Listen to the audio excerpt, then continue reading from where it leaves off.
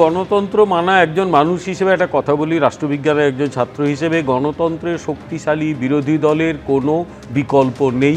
কেন্দ্রেও মাননীয় প্রধানমন্ত্রী একাধিকবার এই কথা বলেছেন যে কংগ্রেস একটি শক্তিশালী বিরোধী দল হয়ে উঠুক, কিন্তু আয়রনি হচ্ছে এই যে দল আজ বিরোধী হয়েছে সেই দল যখন শাসক ছিল যা যা কাণ্ড কারখানা করেছে সে তো প্রত্যেক দিন এই সান্ধ্যকালীন আলোচনায় বা অন্য আলোচনায় আমরা দেখতে পাচ্ছি। ফলে এদের পক্ষে আদৌ কতখানি বিরোধী দল হয়ে ওঠা সম্ভব? ঠিক যে অবস্থা সিপিএমের হয়েছে, যারা বুথ দখল, যারা রিগিং, পরের বাড়িতে সাদা থান পাঠানো, এইভাবে মানুষকে ইন্টিমিডেট করেছে, ভয় দেখিয়েছে, আজকে তারা কিন্তু পশ্চিমবঙ্গের রাজনীতিতে প্রায় অপ্রাসঙ্গিক হয়ে গেছে। সামান্য একটু প্রাসঙ্গিকতা আছে বলেই আমি প্রায় বললাম, প্রায় অপ্রাসঙ্গিক একটি শক্তিতে পরিণত হয়েছে। এবারে 4% ভোট পেয়েছে। ইলেকশনের আগে ওদের এক নেতা একটা সবাই বলেছিল ইলেকশনের পর বিজেপি 4% পার্টি হয়ে যাবে। দুঃখের বিষয় নিজেরাই 4%, এবারে পরের নির্বাচনে প্রায় 0% হয়ে যাবে। তাদের নিয়ে কেউ চিন্তা করে না। তৃণমূলেরও একই হাল, কারণ তুমি যখন শাসক, তুমি কোনো গণতান্ত্রিক নিয়ম মানোনি, তুমি একটা গণতান্ত্রিক দলকে টিকতে দাওনি, তুমি প্রত্যেককে নিজের মধ্যে নিয়ে আসার চেষ্টা করেছো। দাঁতে দাঁত চেপে যারা লড়াই করেছে তার বিরুদ্ধে তুমি পুলিশ লেলিয়েছো, তার বিরুদ্ধে পার্টির ক্রিমিনালদের লেলিয়ে দিয়েছো। এরপর তুমি যদি গণতন্ত্রের কথা বলো, কে শুনবে? ফলে এইখানে কথা বলা যাবে না বলে কিছু লোক আলাদা হয়ে চলে গেছে, তারা আলাদা জোট তৈরি করেছে, ব্লক তৈরি করেছে। এবার তাদের সামনে চ্যালেঞ্জ, তারা কিভাবে বিরোধী দল হয়ে উঠবে, তারা কিভাবে গঠনমূলক বিরোধিতা করবে, সে তো তাদের ওপর নির্ভর করবে। আমি শুধু একটাই কথা বলবো যে সৎভাবে বিরোধিতা করলে কিন্তু গণতন্ত্রে তার জায়গা আছে, এবং ভারতীয় জনতা পার্টি বারবার বলে দিয়েছে বিরোধীদের স্পেস বিরোধীদের থাকবে, সেখানে বিন্দুমাত্র আমাদের ইচ্ছে নেই হাত দেওয়ার। আমরা কাউকে মেরে ধরে নিজের দলে আনবো না, তার কারণ প্রত্যেকে জনগণের দ্বারা নির্বাচিত হয়েছে, একটা সিম্বল নিয়ে নির্বাচিত হয়েছে, তারা তাদের মতো রাজনীতি করুক, সবাইকে বিজেপি করার দরকার নেই, এটা গণতন্ত্রের স্বাস্থ্যকর বিষয়ও নয়।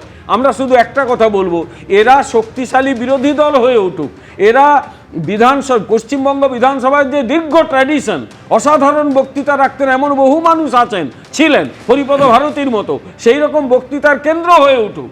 আইন যখন পাশ হবে সেটা নিয়ে চর্চা হোক। তৃণমূল এগুলো কিচ্ছু করেনি, মাঠে ময়দানে অশিক্ষিত ক্রিমিনালদের মতো মারপিট করেছে। আমরা এই ক্রিমিনাল দল আর চাই না গণতান্ত্রিক ব্যবস্থায়, আমরা চাই একটা যোগ্য বিরোধী দল। তারা সমালোচনা করুক না, আমাদের কোনো আপত্তি নেই তাতে। আমি প্রথমেই বলবো যে রবীন্দ্রনাথ দা বললেন না যে বাংলা একাডেমি একটা ছিল, তারপর 18টা একাডেমি তৈরি। আপনি নামগুলো বলতে পারবেন? 18টা একাডেমি কি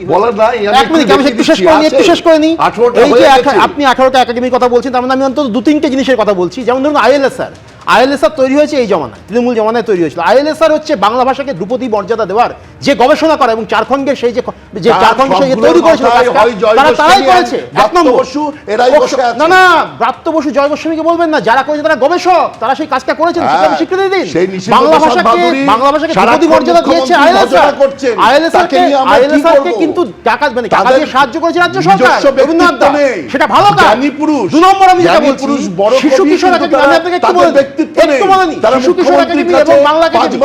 এরা গত 15 বছরে যে মানের পাবলিকেশন করেছে সেটা কিন্তু অতীতে হয়নি, এবং সেটা ইনক্লুসিভ একটা চেহারা নিয়েছিল। সেখানে 250 জন পারফর্ম করত, সেখানে 1000 জন পারফর্ম করেছে, এবং সেখানে আমি বলছি আদিবাসী, প্রান্তবাসী, মানে একেবারে জনপদের যে লোকজন তারাও এসেছেন সেখানে পারফর্ম করতে। সে তো ইনক্লুসিভ চেহারা, সেটা আপনি ভালো বলবেন না খারাপ বলবেন। আপনি এইটাকে বলতে পারেন যে এই এতগুলো করার কোনো দরকার নেই, তো দরকার নেই, কোনো অসুবিধা নেই। এটার উপর নির্ভর করে না জনগণের সমর্থন, জনগণের সমর্থন কোনো বুদ্ধিজীবী, কোনো নারীকের নির্বাচন নির্ভর করে না। এবং কিন্তু এই চেষ্টাগুলো করা হয়েছিল, এটা একটা স্পেস তৈরি হয়েছিল, এই স্পেস তৈরি করা হয়েছিল। একটা স্পেস একাডেমির কাজটা ছিল, একটু বলবে কি কাজ ছিল?